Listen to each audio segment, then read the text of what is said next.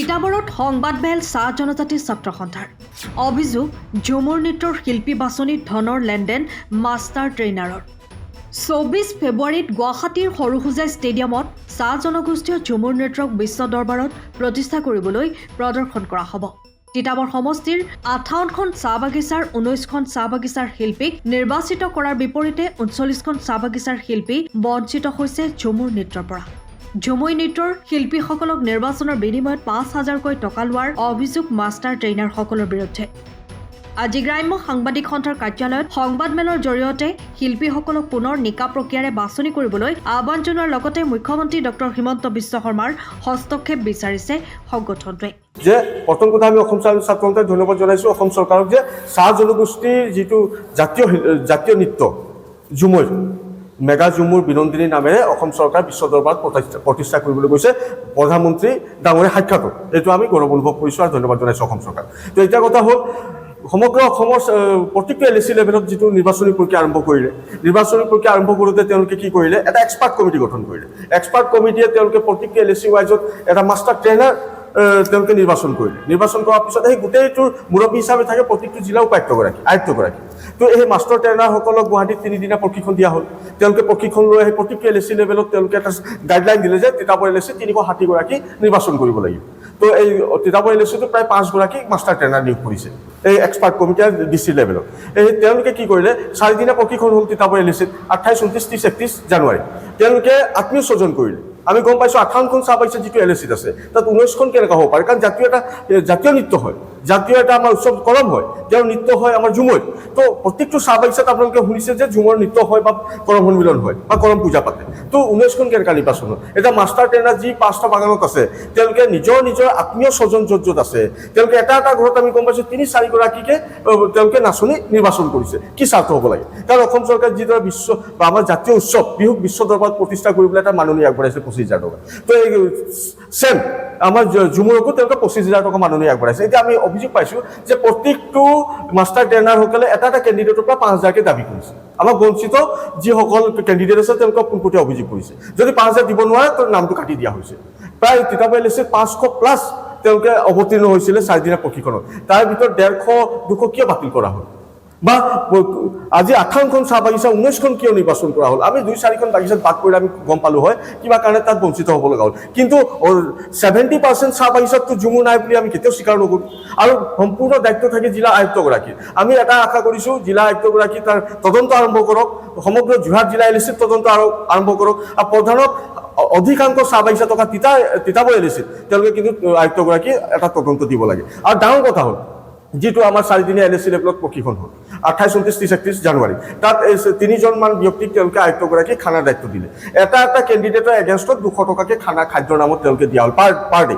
কিন্তু তেওঁলোকে বাকী আমি খবৰ লৈছোঁ বাকী জিলাত মাছ মাংস অন্যান্য সুবিধা, পেকেট লাঞ্চ, চাহ বিস্কুট ধুনীয়া ব্যৱস্থা কৰিছে। কিন্তু আমাৰ ইয়াত নিম্ন মানদণ্ডৰ নিৰামিষ আহাৰ দিছে, য'ত দাইলটো পনীয়া, য'ত যিটো চব্জি দিব লাগে সেইটো একেবাৰে কাম নাইকিয়া চব্জি, ভাতটো ঠাণ্ডা, একদম নিম্ন মানদণ্ডৰ। সেইটো এটা তদন্ত হ'ব লাগে, কাৰণ আমাৰ অভিযোগ আহিছে।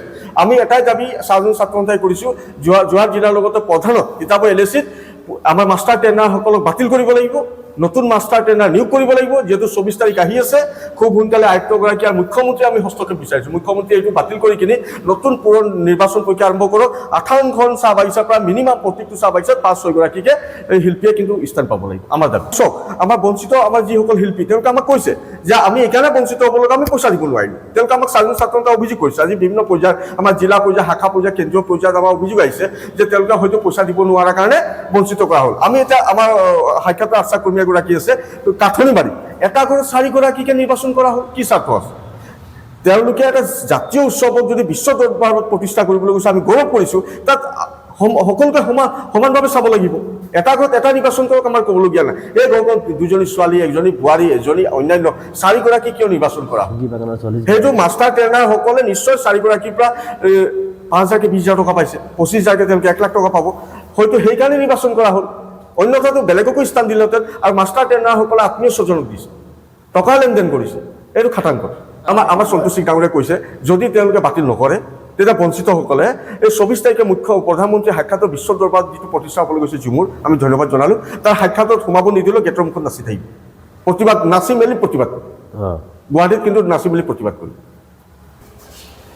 আমাৰ অসম চৰকাৰে 24 ফেব্ৰুৱাৰী তাৰিখে যি চাহ জনগোষ্ঠীৰ জাতীয় নৃত্য ঝুমুৰ নৃত্যটিক বিশ্ব দৰবাৰত প্ৰতিষ্ঠা কৰিব লৈছে, তাত আমি অসম চৰকাৰক ধন্যবাদ জনাইছোঁ। তাৰ ফলত যিসমূহ LACত মানে মাষ্টাৰ ট্ৰেইনাৰ দিলে আৰু মানে ঝুমুৰ নাচিবৰ কাৰণে যিসকল শিল্পীক তাত নিৰ্বাচন কৰিবলৈ দিলে, তাত আমি বিভিন্ন গাফিলতি দেখা পালোঁ। আমাৰ তিতাবৰ LACত বা যোৰহাট জিলাত যিবোৰ মানে মাষ্টাৰ ট্ৰেইনাৰ পঠিয়াইছিলে, তাৰ পৰা প্ৰশিক্ষণ দি পেলাই পঠিয়াইছিলে, সেইবোৰ মাষ্টাৰ ট্ৰেইনাৰে ইমান গাফিলতি কৰিলে। বিভিন্ন জেগাৰ নাচনি, তিতাবৰতে আমাৰ 58খন চাহ বাগিচা আছে। 58খন চাহ বাগিচাৰ ভিতৰতে প্ৰায় 19খন চাহ বাগিচাৰে তাত নাচনি নাচিবলৈ সুবিধা পাইছে। এইটো এটা মানে যিসকল মাষ্টাৰ ট্ৰেইনাৰসকলৰ এটা মানে সম্পূৰ্ণ তেখেতলোকৰ মানে গাফিলতি আৰু নিজৰ মানে আত্মীয়ৰ মানে নাচিবৰ সুবিধা দিবৰ কাৰণে বা কিছুমান আমি সন্দেহ কৰিছোঁ যে পইচাৰ বিনিময়ত তেখেতলোকৰ যিসকলে চৰকাৰে মাননি আগবঢ়াব 25,000 টকা, সেই 25,000 টকাৰ মানে 5,000 টকা মানে নিজে ৰাখিম বুলি কৈ এনেকুৱা শিল্পীক তেখেতলোকে নিৰ্বাচন কৰিছে। আৰু যিসকলে প্ৰকৃত শিল্পী সেই কিন্তু বঞ্চিত হৈছে।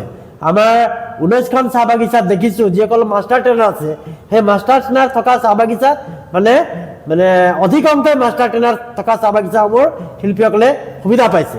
সেইকাৰণে আমি অসম চৰকাৰক আমি এইটো অনুৰোধ জনাইছোঁ যে তিতাবৰ LACটোত মানে নিৰ্বাচনী প্ৰক্ৰিয়াটো মানে পুনৰ কৰিব লাগিব আৰু যিসকল বিসংগতি ইয়াত আছে সেই বিসংগতিসমূহ নিষ্পত্তি কৰিব লাগে। আৰু মাষ্টাৰ ট্ৰেইনাৰসকল যিসকলক পঠিয়াই তিতাবৰত, সেই মাষ্টাৰ ট্ৰেইনাৰসকলক বদলি কৰিব লাগিব আৰু অন্য মাষ্টাৰ ট্ৰেইনাৰ দি আকৌ নিৰ্বাচন কৰিব লাগিব।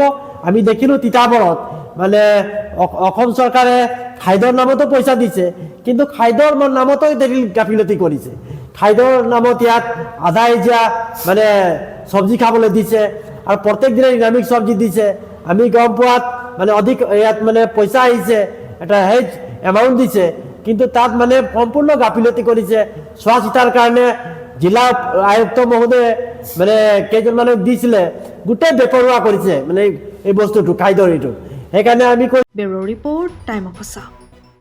সময়ৰ খবৰ সময়ত পাবলৈ ফ'ল' কৰক টাইম অফ আছা।